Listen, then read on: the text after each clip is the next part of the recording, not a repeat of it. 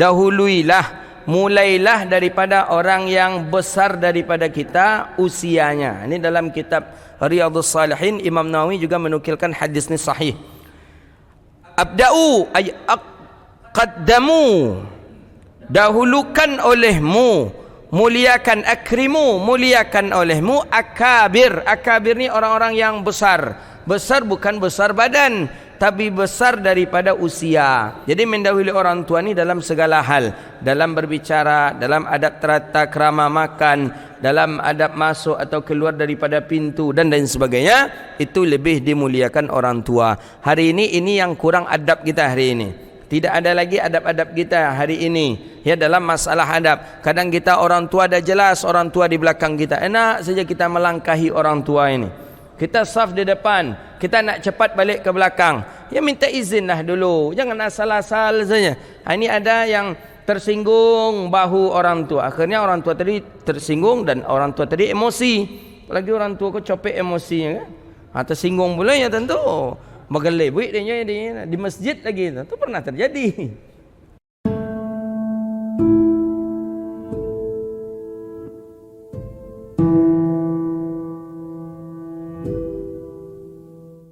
Assalamualaikum warahmatullahi wabarakatuh. Kata orang, rumah, kendaraan, duit tidak bisa dibawa mati. Bisa. Caranya diantara yang paling baik untuk saat ini adalah mendidik generasi masa depan, pelanjut tongkat estafet perjuangan Islam, generasi Qurani. Di hadapan kita hari ini para penghafal Quran. Sekolah mereka gratis, dari mulai bangun tidur, makan, sekolah, semuanya free. Mari kita support program wakaf Rumah Quran Nurul Azhar.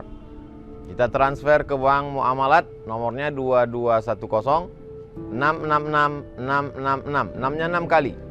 Atas nama Yayasan Tabung Wakaf Umat. Mohon sertakan kode transfer 17 di akhir nominal. Jangan lupa telepon, kontak nomor admin berikut ini, 0852 6541 6060. Berkah selalu. Terima kasih. Assalamualaikum warahmatullahi wabarakatuh.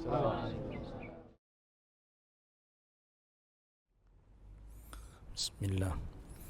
Assalamualaikum warahmatullahi wabarakatuh. Alhamdulillahilladzi an'amana bi ni'matil iman wal islam. Wassalatu wassalamu ala asyrafil anam sayyidina wa nabiyyina wa habibina wa syafi'ina wa qurrati a'yunina wa maulana Muhammadun sallallahu alaihi wasallam. Subhanaka la ilma lana illa ma 'allamtana innaka antal alimul hakim. Rabbi yassir wa la tu'assir ya Rabbi tammim bi khair. Puja dan puji syukur kepada Allah. Alhamdulillah, di waktu yang mulia ini Allah izinkan kita bisa duduk di rumah Allah ini melaksanakan salat fardu zuhur insya-Allah yang kita laksanakan secara berjamaah. Mudah-mudahan yang kita lakukan hari ini diterima oleh Allah Subhanahu wa taala dan diberi pahala dengan pahala yang berlipat ganda. Amin ya rabbal alamin. Salawat dan salam kepada Nabi yang agung, Nabi yang mulia, Sayyidina Rasulullah Muhammadun sallallahu alaihi wasallam. Allahumma salli wa sallim ala sayyidina wa nabiyyina Muhammadin wa ala alihi wa sahbihi ajma'in. Salawatu Rabbi wa salamuhu alaika ya sayyidi ya Rasulullah. Bapak Ibu hadirin yang dirahmati Allah,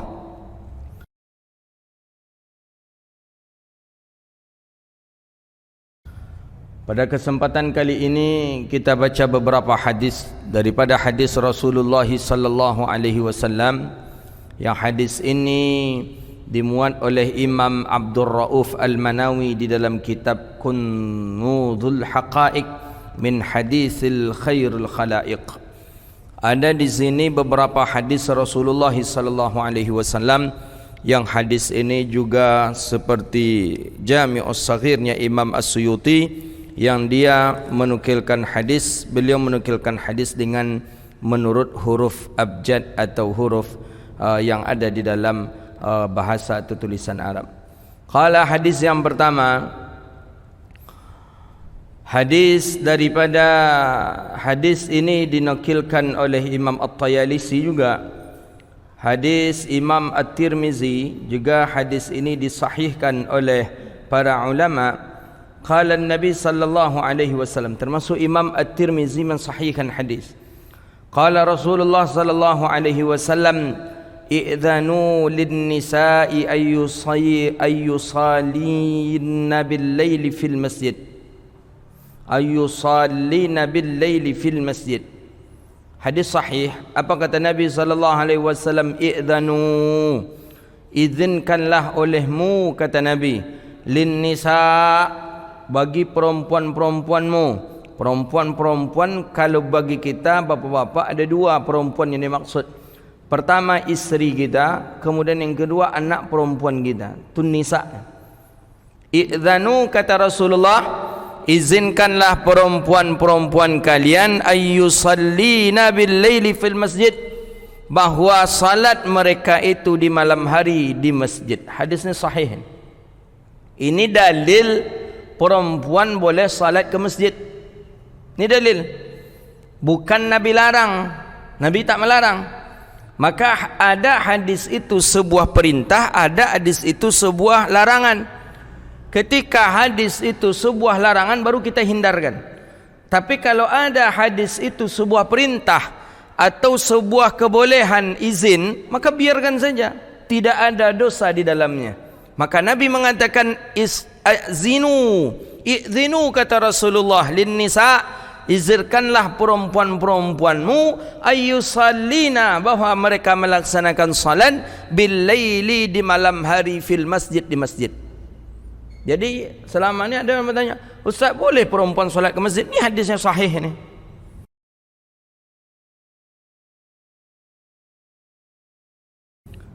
Katanya perempuan tu afdalnya solat di rumah. Ya, afdalnya solat di rumah, tapi ketika dia berkeinginan solat di masjid, boleh. Izinkan. Tak boleh kita melarang. Justru ketika kita melarang, berarti kita mukhalif li sunnati Rasulullah sallallahu alaihi wasallam. Ketika kita larang, berarti kita berlawanan dengan sunnah Rasulullah sallallahu alaihi wasallam. Jadi ketika dia datang, bang, boleh saya ke salat ke masjid, bang? Silakan saja. Bang, boleh kami, bah, boleh kami datang ke masjid, bah, gini, silakan saja. Musallina bil lail. Jadi kata para ulama, ini di malam hari diizinkan, kata Rasulullah. Fa kaifa bin nahar, bagaimana di siang hari?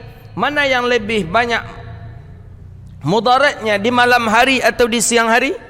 Tentu lebih banyak mudarat di malam hari.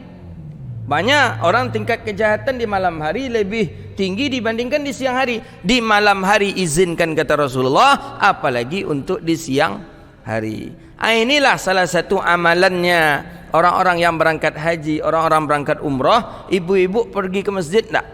Masjid. Apakah ada dalil khusus untuk salat di Masjidil Haram saja bagi perempuan dibolehkan? Juga tidak. Maka perempuan dibolehkan fi ayyil masajid, di mana saja masjidnya, untuk mereka melaksanakan salat. Tapi puncaknya tetap isti'dzanu, tetap mereka harus minta izin. Tak bisa mereka asal-asal pergi saja, dia mesti harus minta izin. Jadi kata begini Nabi, i'dzanu lin nisa, izinkanlah olehmu perempuan-perempuan ayyusallina bil laili fil masjid, bahawa mereka melaksanakan salat di waktu malam di masjid. Jadi ini dalil satu. Dalil kedua tentang Nabi sallallahu alaihi wasallam dalam hadis Sayyidah Aisyah radhiyallahu taala anha, ketika Nabi masuk 10 akhir dari Ramadan, apa kata Sayyidah Aisyah? Nabi sallallahu alaihi wasallam idza dakhala 10 awakhir min Ramadan, apabila Nabi memasuki 10 akhir Ramadan, apa yang dilakukan Rasulullah? Kata Sayyidah Aisyah, ishtaddal mi'dharih wa aiqadha ahlih wa ahya ulailih. Nabi menguatkan ikat kain sarungnya, Nabi bangunkan keluarganya, dan Nabi menghidupkan malamnya. Ada yang mengatakan Nabi bangunkan keluarga itu Nabi suruh ke masjid. Ada yang mengatakan Nabi bangunkan keluarga tapi sekadar untuk salat di rumah saja. Tapi lebih banyak pendapat mengatakan Nabi bangunkan dan Nabi izinkan anak dan isteri untuk salat di masjid. Jadi kata Rasulullah, i'dzanu lin nisa, izinkanlah perempuan-perempuanmu, anak kita atau isteri kita, itu maksud perempuan, ayyusallina bil laili fil masjid, bahawa mereka salat malam di masjid. Jadi bolehkah perempuan salat ni? Boleh. Hadis dalam Muwatta Imam Malik juga ada itu. Ketika perempuan-perempuan termasuk Ummu Salamah pun saling memandang di antara mereka setelah selesai salat. Kami tidak tahu wajah di antara salah seorang kami. Ketika kami sudah nampak wajah salah seorang kami, maka ketika itu habis waktu subuh. Itu dalam hadis kitab Muwatta Imam Malik rahimahullah. Hadis berikutnya, apa kata Rasulullah sallallahu alaihi wasallam? Hadis Imam At-Tirmizi lagi, Imam Bukhari juga menjelaskan, Imam Bukhari menjelaskan dalam hadisnya apa kata Nabi sallallahu alaihi wasallam. Imam Muslim juga mengatakan, kata Nabi sallallahu alaihi wasallam, Tirmizi, apa kata Rasulullah sallallahu alaihi wasallam? Ibda'u bil akabir fa innal barakata ma'a akabirukum. Ini tentang orang-orang yang besar di antara kita. Mulailah daripada orang yang besar daripada kita usianya. Ini dalam kitab Riyadhus Shalihin, Imam Nawawi juga menukilkan hadis ini sahih. Abda'u ay qaddamu, dahulukan olehmu, muliakan, akrimu, muliakan olehmu, akabir. Akabir ni orang-orang yang besar. Besar bukan besar badan, tapi besar daripada usia. Kita usia 40, ada orang 50 di atas kita, berarti dia termasuk akabir. Ada orang yang usia 60, ada usia 70, ada usia 80, berarti itu akabir. Itu lebih tua daripada kita, maka abda'u, dahulukan dia. Dahulukan dalam apa? Fi kulli syai'in, dalam segala sesuatu.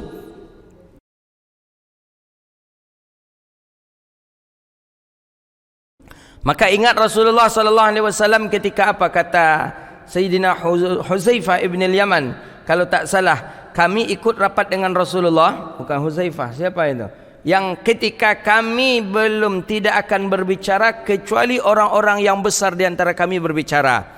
Sehingga katanya dalam hadis itu, ada kami yang ingin berbicara, langsung Nabi cut, Nabi stop. Nah, min akabirukum, daripada orang-orang yang besar daripada kamu. Apalagi kita mendahulukan orang yang besar fi ta'am, dari makan. Hidangan sudah tersedia, nak menyantap hidangan ini, maka dahulukanlah orang yang lebih tua daripada kita usianya. Ada, kita pandang dulu, ada tak? Kalau sama godang aja, mana aja lah ya. Kalau sama besar, yang mana kita dahulukan? Yang sebelah kanan kami, itu dalam hadis Imam Bukhari. Dahulukan yang sebelah kanan kalau sama besar. Tapi kalau ada yang lebih besar daripada kita, dia dulukan. Pak, ayo Pak, silakan Pak, mulai dulu Pak. Begitu caranya, itu adab yang mulia diajarkan oleh baginda Rasulullah sallallahu alaihi wasallam.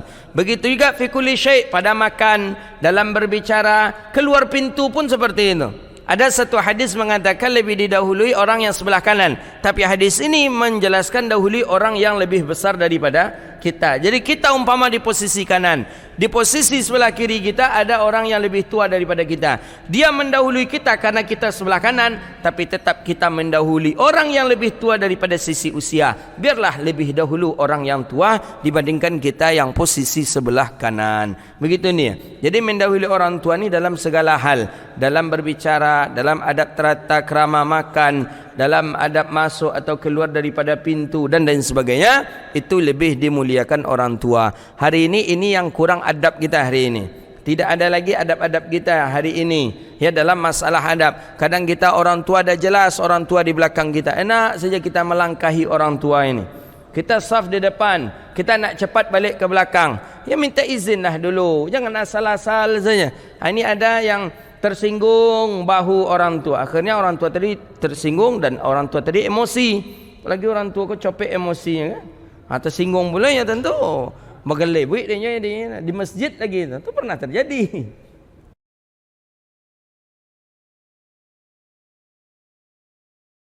Pernah terjadi itu di Pandau, ya, Masjid Ittihadul Ummah itu. Beliau ada pengurus yang cerita ke kami. Jadi ada sebagian orang ni setelah selesai salam langsung aja keluar lah, macam macam konyang. Jadi langsung aja keluar. menjelang keluar tu pintu berapa saf yang dia langkahi. Ternyata ada orang tua. Kadang orang tua tu bukan sebaya dengan ayahnya, sebaya dengan kakeknya kadang. Dia langkahi. Ada akhlak yang tak ada, adab yang tak ada. Langkah yang terkena bahu bapak ni. Terkena bahu bapak ni, ditarikkan sarung pajar tadi dia bapak ni. Tariknya sarawan dia bapak. Kalau kecapek keluar di belakang jadi muka kata bapak ni. Heboh ketika ini. Itu kejadian di Ittihadul Ummah Pandau. Ini adab. Nabi sudah mengajarkan adab. Maka adab tu bagian daripada sunnah. Ada adab dari makan, berarti sunnah makan. Ada adab berpakaian, sunnah berpakaian.